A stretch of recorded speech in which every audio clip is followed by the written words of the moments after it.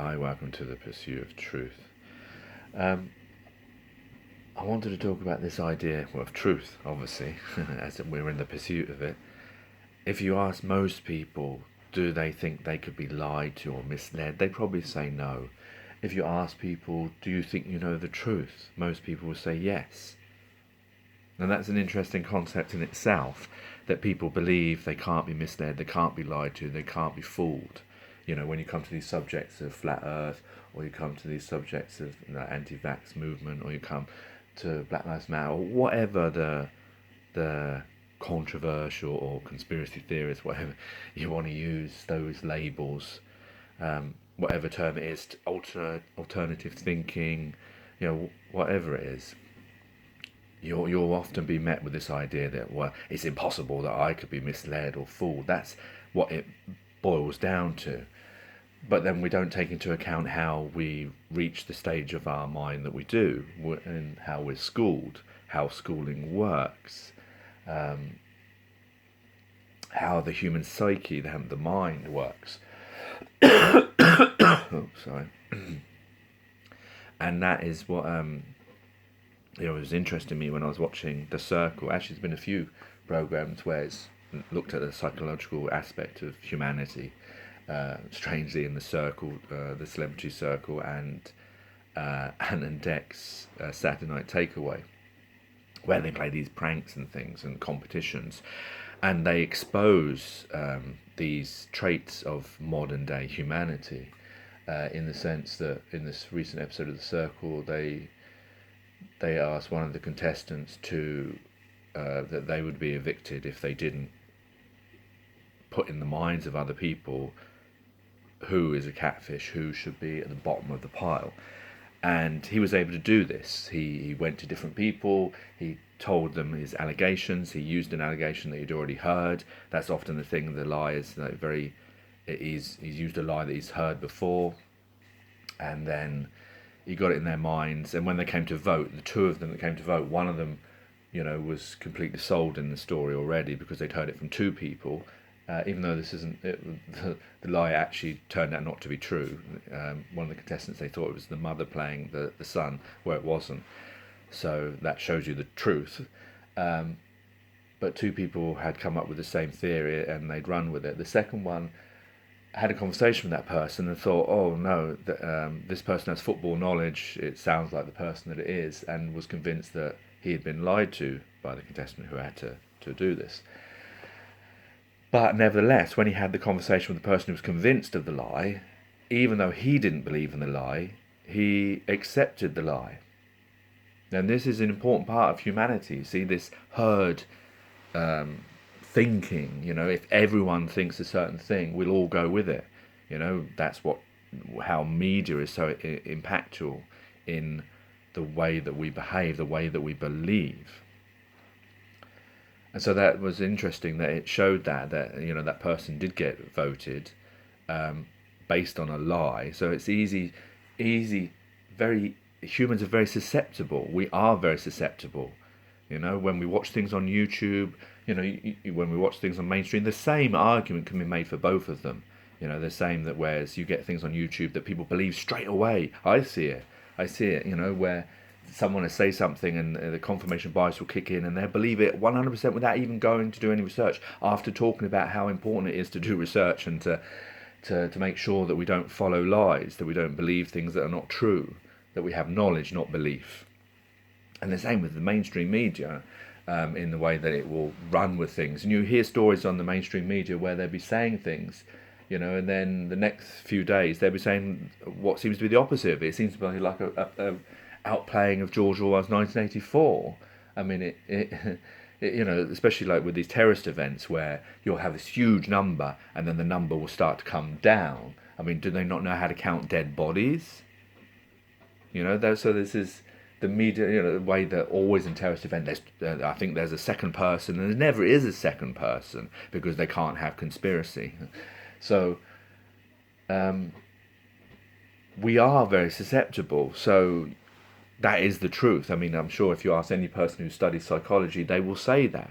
the way that if you look at the very way that we're schooled, we all go to school as like a blank canvas. Yes, our parents instill some things into us, but it's the school that puts the the main bits in. Even if you think about the parents doing it, that's one person telling another person what to believe, isn't it? That's how it is. It isn't. We don't learn like animals. Animals who experience knowledge, experience around, and have to work it out for themselves. Yes, there'd be, I'm sure, there's some parent to child teaching, but not in the same way as us. We will communicate it. We will have the child there, and we will tell them what is. So they're not working it out for themselves. Yes, that comes along later, but all the knowledge when they're young is just fed into them like a program, and that's where it's very easy to be susceptible. Us as young people will remember things when we grow up.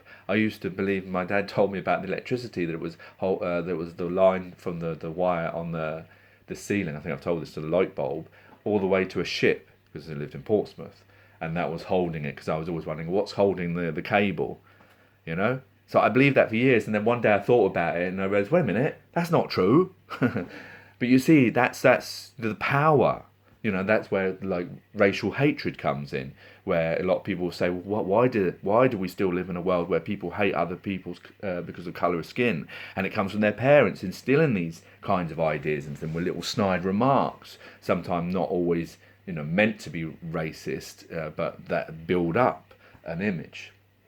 Or maybe that is an undercover racist, I don't know, but what I'm saying is that's how we operate. We are susceptible because that's the way we learn makes us susceptible, because we believe, like when we turn on the television, we believe what we read in the newspapers, we believe what we see on the television without question, because they wear a suit, because we have that understanding that TV is news, is truth, is knowledge and whatever, and it's trusted. Same as a doctor wearing his white lab coat, same as a politician with his suit, a judge with his wig. We have all those understandings. So it's interesting that most of us who think about this will know that, and any psychologist will be able to, I'm sure, explain all those things in great depth. How the mind works and how it is susceptible. And yes, there is parts of the brain that work to try and figure things out, but most people don't. That's where truth has come under fire for questioning.